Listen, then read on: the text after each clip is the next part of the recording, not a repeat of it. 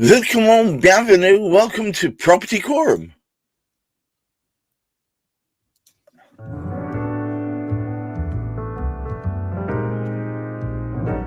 Now, as you probably have noticed, it's a slightly slimmed down version of Property Quorum, but in fact, in many ways, it will lend itself to today's discussion. I know for many years it's been rather a popular thing. You get your retirement fund or whatever it is and decide, I'm going to be a property investor. And the most classic way of doing that, of course, is buy to let. And it seems, though, there's a question about whether it's still worth it. So today's topic is buy to let. Is it still worth it? And of course, to start us off, is the ever buoyant, always optimistic Hamish McClay. Well, I love the aspect of being always optimistic. I'm optimistic today because there's some exciting things providing a Minister of Parliament. I think you need to be a Minister of Parliament to have access to all of the vital information required to establish whether it's a good idea to sort of buy to let and anything to do with housing. I mean, you can imagine as a minister, you are surrounded by people with tremendous knowledge. So here we have one of the top line ministers. Now, it's appropriate, of course, we're speaking of Property Quorum because it's all about property. Now, one of the most senior ministers who is involved with property seems somehow or other to be able to save herself £40,000 in tax because of the advice that she's been given in the purchase of a property. I mean, it only costs £800,000. So could she afford that £40,000? Well, poor bless her soul, no, she couldn't. So she had to find a way of saving money. So that's the top of the tree. But what we do, it would appear within government, we appoint ministers who actually demonstrate exactly what they stand for and what they feel about the people they're representing. So we have a minister responsible for homelessness who manages. Now, this is, in actual fact, to put in perspective our topic for today, is buy to let. Still something that's worth investing in. Now, this Minister for Homelessness was able to cancel the contracts that she had with 4 tenants in 4 different properties way back tail end last year. And out they go. And they were paying, these were London properties, and they were paying only £3,300 for the privilege of living in the properties. What she's been able to do, she's been able to put some new tenants in, and they're only having to pay £4,000 a month. Now, isn't that fascinating? That's terrible. That's incredible. What great fortune she must have. Well, isn't that tremendous that the buy-to-let is really something you can get involved with, providing you've got that sort of information to be able to sort of figure out how to do it best. So is it worthwhile doing? Well, if you've got 4 properties in London, yes. Particularly if you do it before this new act that you're trying to bring in as a government is going to actually put a little bit of a sort of liner on that to make it not so easy to do it. Best do it before that becomes law. Chris, buy to let. It's dead easy, isn't it? I thought anyone can do it now. Well, apparently, if you're an MP, yes.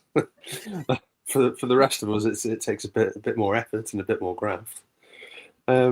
Yeah, I mean, I've been. Okay, well, hang on. Let me just ask you this question then. From my slightly happy-go-lucky perspective, maybe it's something in the coffee I'm drinking, but I was under the impression that I get I'm made redundant. I get a big wad of money out there. I go and maybe get a lovely, easy-to-get mortgage. And get a couple of properties. I find some very happy, supportive tenants to go in there, and everything in the garden's lovely. Yeah, okay. No? I think there's a few hurdles you'd need to get past to do that. Okay. Firstly, the cost that... I don't know why Hamish is laughing at me. Go on, carry on. The cost is so prohibitive that you need to be buying at a certain price in certain areas and make sure that the rents stack up. If it doesn't wash its face in terms of you netting more than your cost and you're still making a profit, you've got a problem. believe it or not, most people don't even run those calculations when they go and think of buying a house. Right. Lots of people think about, oh well, it will go up in value. That's great, but I mean, you're gambling. It probably will, but who's to say when? And are you really going to bet the house on that? On how long you're going to have to retain it, and are you going to keep feeding it? If you're in a negative cash flow position month on month, year after year, until you elusive capital gain. So yeah, most people don't think about it from that perspective. So it's income driven first. It's an income driven business, just like any business. You've got to be profit making. And the amount of regulation that's come into this industry over the last 20 years is just mind blowing. It definitely keeps people like Juliet in the job, and also in great frustration, along with the rest of us. But yeah, it's certainly a barrier to entry, knowing what to do and how to do it, and at the right time. And with the latest renters reform bill, is that what it's called this week, coming through? Meant to be going through for its final reading in the next few days, with a view to it being pushed into the Royal Assent. Not many people have asked for what's in it, and not many people know what's in it. So it's certainly causing a lot of contention in the markets at the moment. We are, as part of our acquisitions, we run a direct vendor pipeline. Everyone who's getting in touch is a landlord. There are pretty much no private homeowners in there as such. It's owner occupiers as such. It's all landlords. It's all portfolios. Most of it is tenanted stock as well, and they're just like, please take it, take the pain away. I don't want this. I don't like what's coming in. I don't like dealing with this anymore. I don't like being beaten over the head with this increasing regulation, and I see more on the horizon. It's like, nah, I'm done. I'm out. I'll take a hit on the price. Just give me the cash and let me walk.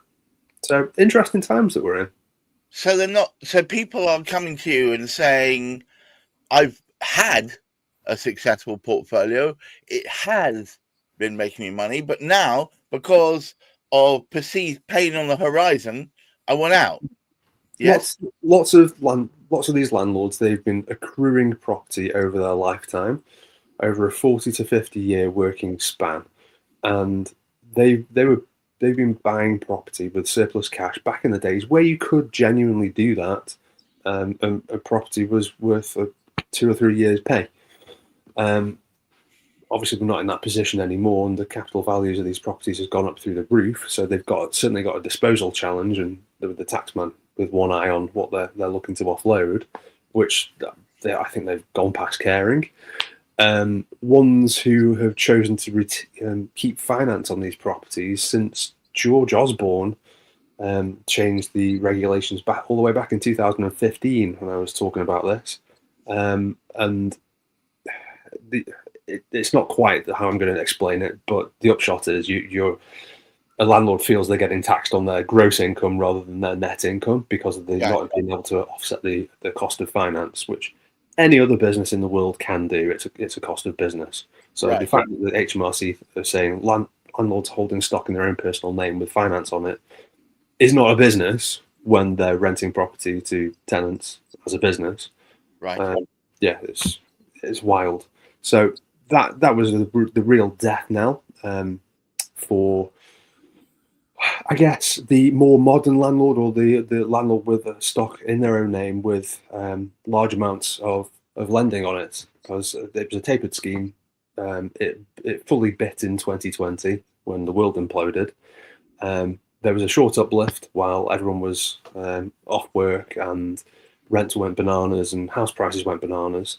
But now they're starting to feel the pinch. They're feeling that impact. They've had years now, people with this lending, this impact on their lending, and not being able to offset this finance cost. They've now had years of potentially making neutral or negative cash flow on their portfolios, and they're like, well, what the hell's the point? Which is why we're seeing this mass exodus. So they're not making the money. They're going to get hammered for more money, and they're going to have to deal with all this increasing regulation, as well as all the headaches with having to run a portfolio.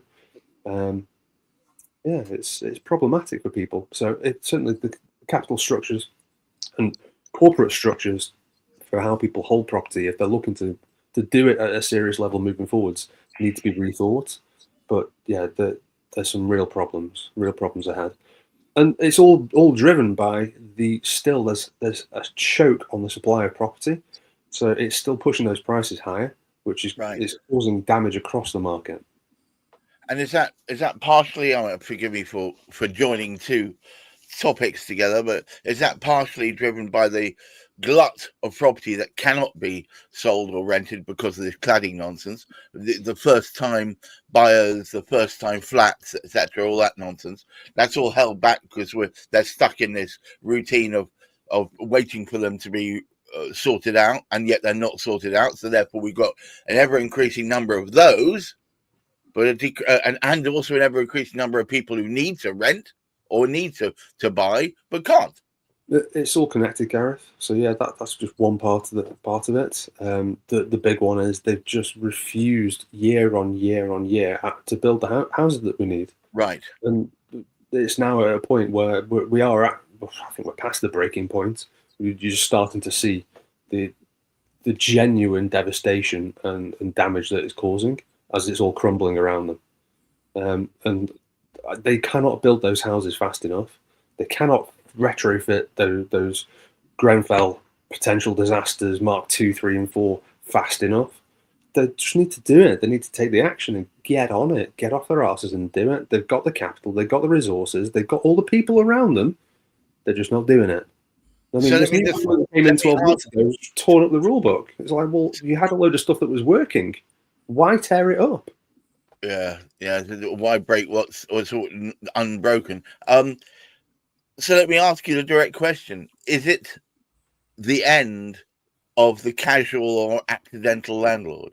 The successive governments have intentionally gone out to destroy them with a view to bringing in corporatized, large, industrial type landlords. There are. It's going to go towards these big insurance companies and pension funds that end up owning everything. And it's not the so-called German model, whereby huge businesses own tracts. It is, yeah, and I'm not convinced it's beneficial to people and their best interests. Hamish, what a cheery tune we're singing today. Well, I thought you were coming full of cheerfulness, and I was trying. Well, cheerfulness is somewhat like beauty. It is in the mind of the beholder. Depends how we need to look at it. There is always a silver lining. Occasionally, we are a little bit lost to try and find out where it is. Oh. However, there is not that I can reveal any. Because even on top of what Chris is saying, he's speaking about additional regulation. We have a government here which is so keen on evolving and creating all of these additional sort of properties. This 1.5 million that was, which we're into the process now, so we're behind already.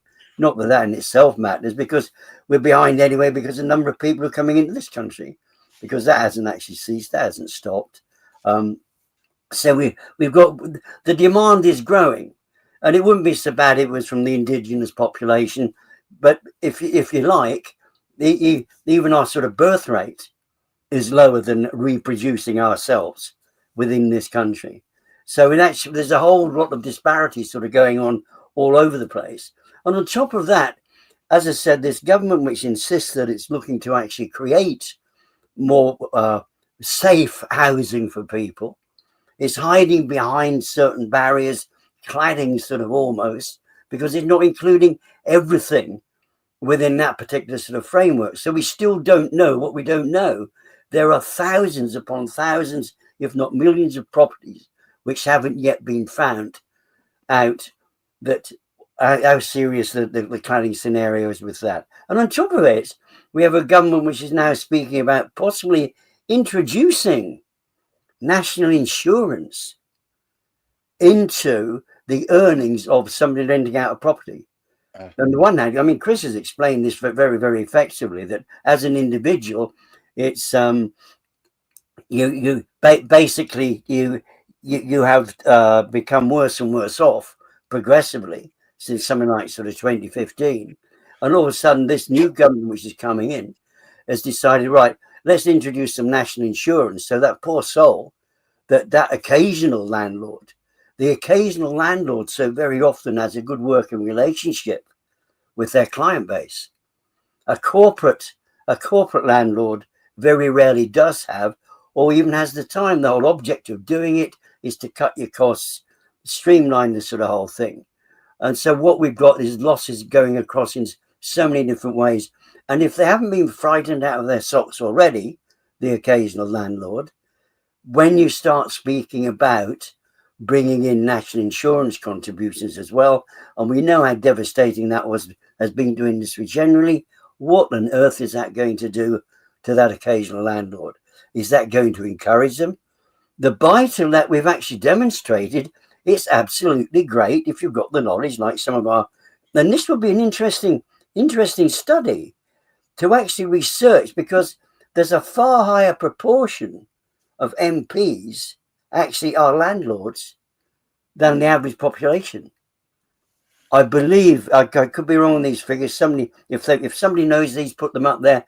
But I believe it's around about 10% of MPs are actually themselves landlords. And we know about the minister of, the ex-minister, I should say, of homelessness.